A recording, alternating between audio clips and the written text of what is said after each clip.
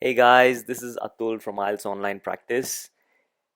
Good evening, good afternoon, and good morning to all of you all around the world who are preparing for IELTS. And today we are going to talk about a very important topic, and that is how to brainstorm and organize your ideas for IELTS Writing Task 2.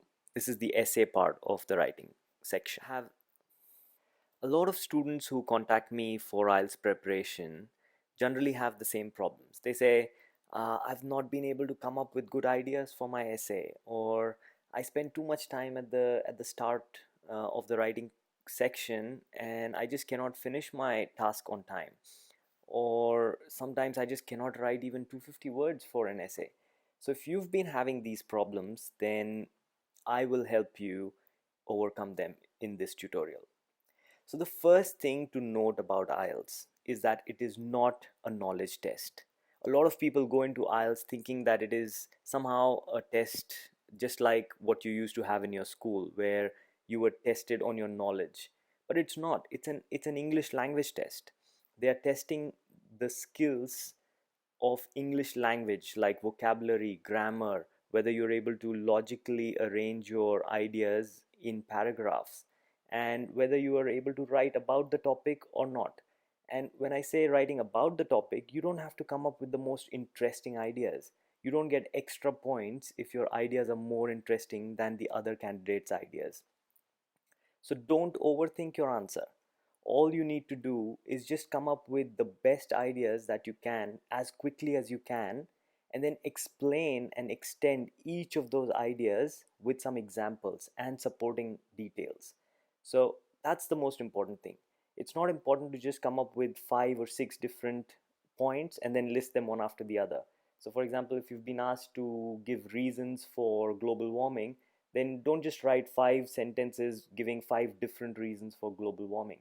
Rather, explain or pick up just 1 or 2 main reasons and then explain them with supporting details, with examples from either your personal life or quoting some sort of study or research or a news item. So that's what we'll go over in this tutorial about how to brainstorm and come up with ideas and then organize those ideas into your essay. So here's a typical writing task 2 question, which we've been dealing with in the other tutorials also. The obesity rate among teenagers has increased dramatically in developed countries. Discuss the possible reasons for this increase and suggest solutions. Now, after every such topic, you'll see that there is a line at the end which says give reasons for your answer and include any relevant examples from your own personal experience or knowledge. That is one of the most important things in IELTS. If you do not support your arguments with relevant examples and experience or some sort of examples, then you will lose points. So once we dissect the topic, we find that the main claim statement of this topic is obesity rate increase among teenagers in developed countries. And there are 2 parts of the question. So the first part is that you have to give possible reasons, and the second part is that you have to suggest solutions. So now let's see how you would brainstorm this topic. So step 1 is to turn each part of the question into a sub question itself. So for example, if you remember, there were 2 parts: possible reasons and solutions. So now convert these parts into questions. So your questions could be, why has teenage obesity increased in developed countries? And the second question could be, what can.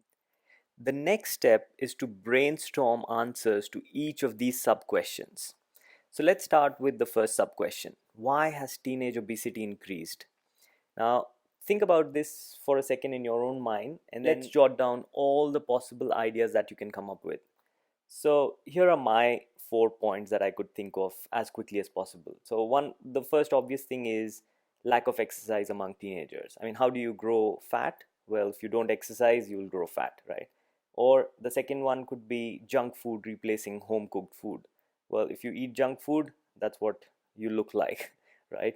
So, then you can even come up with some more interesting ideas. And I call them interesting ideas because they are not very obvious, or they don't come up immediately to your mind, but If you think deeper, then you might be able to uncover them.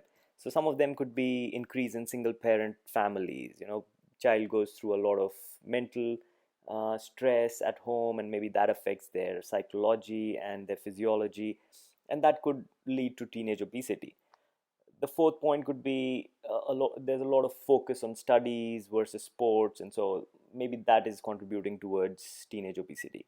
So you can see that you can come up with some very basic ideas, or you can come up with some very interesting ideas.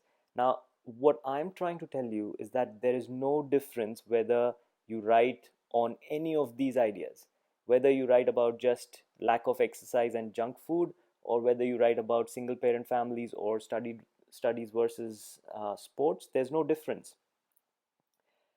What is important is how you explain each of those ideas and support them with examples.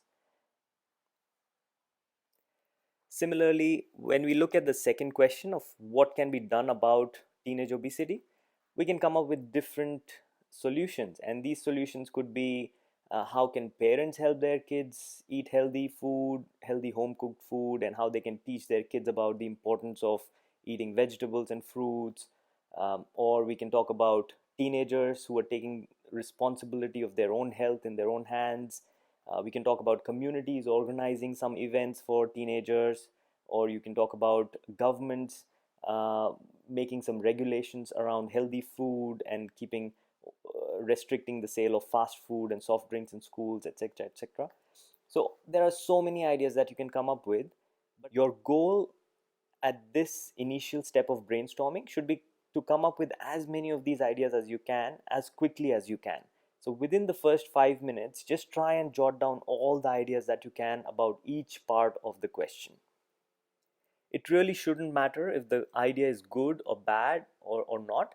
The first thing is just to come up with these ideas. Now comes step 3. Step 3 is find out ideas that you can extend and support with examples. So if you are struggling with extending one of these ideas, just drop it. Don't even mention it in your essay. Only pick the ideas that you can extend and support with examples. So let's see how we can do that. So let's pick the first idea that we had about teenage obesity, and that was lack of exercise. Now let's go one step deeper and think of why that might be happening, because that way you can support your idea, right? You can say teenage obesity is increasing because teenagers lack exercise. In fact, that is happening because, and so in a way you are extending that idea, so you are supporting that idea with more supporting arguments. So you can say, well, that's happening because of growing popularity of video games among teenagers, right? Now, think of what examples you can give to support this view. And now these examples don't have to be real examples. You can actually make up stories. You can make up news items. You can make up survey results. You can make up research studies. Because again, always remember that one thing which I told you at the beginning of this video, which is IELTS is not a knowledge test. It is not testing facts. It is not testing your knowledge. It is just testing your language skills. So just come up with some sort of a supporting example that supports your view. So when we said growing popularity of video games among teenagers, just come up with an example that supports it. Say, recent survey by the Times found that 80% of teenagers preferred playing video games with their friends instead of playing in the park. It's something simple which just supports the view that video games have been growing in popularity among teenagers, which ultimately is contributing to teenage obesity. And so follow the same steps and come up with supporting examples for at least one or two ideas and extend them with some sort of an example. And as long as you can do this for one or two arguments in your essay, you are good to go. There's no need to write 4 or 5 arguments when you can write about 2 arguments and support them and extend them and explain them with some examples. So the most common mistakes amongst IELTS candidates is to write too much or too little. So I find essays which are 500 words long, or sometimes I've seen essays which were 600 words long. I mean, you cannot write such long essays in the IELTS exam, because especially because you have only 35 minutes to write the essay and 5 minutes to go over it and check your mistakes. So write around 250 to 280 words. That's about as much as you should write, because that will give you enough time to check your essay, pick out any spelling mistakes that you've done. The other problem is writing too little. So if you have properly extended your arguments and supported them with example, then even writing one or two arguments will push you over the word limit of 250 words. So you shouldn't have to worry about writing under the word limit if you have properly extended your arguments with some supporting examples. The next common mistake is spending too much time planning your essay. And so, what we have done just now, if you follow this process, then this should not take you more than 5 minutes of your time. Don't spend more than 5 minutes doing this, because, again, as I said earlier, the interesting ideas don't matter. What matters is having ideas that you have extended and explained clearly. The next mistake that most students do is having lots of unsupported ideas. So, what we have done today is we have eliminated all the unsupported ideas, and we have kept only the ideas that we have been able to brainstorm and extend into well explained examples, right? So, if you follow these three steps, you'll be able to avoid this mistake. And the last one is expecting the examiner to connect the dots. Now, sometimes I find that students add supporting examples and supporting arguments, but those arguments and examples are not directly linked to the argument that you're trying to make. So, just to give you an example, there was a student who wrote an essay about government funding a policy to pay stay-at-home parents, and the argument about disadvantage was that if the government pays all the parents to stay at home, then the taxes will have to be increased, and uh, that will hurt a lot of people. Now, the supporting example that he gave with this was that India is ranked number two in population, and this will affect everyone. Now, that does not explain anything. India ranking number two in world population statistics, how does that suddenly uh, link to his argument about increasing taxes would affect people, right? I mean, that it doesn't make sense. So if you know what I'm trying to explain here, uh, don't expect the examiner to just quickly come up and connect the dots for you. Try and make it as simple as possible. Explain to a person, explain as if you're explaining it to a 5-year old. um, so that make things so simple that even a child can link the two sentences that you've written and say, oh, this is actually supporting the previous sentence, this example is supporting the previous sentence. So write as if you're writing to a 5-year-old child.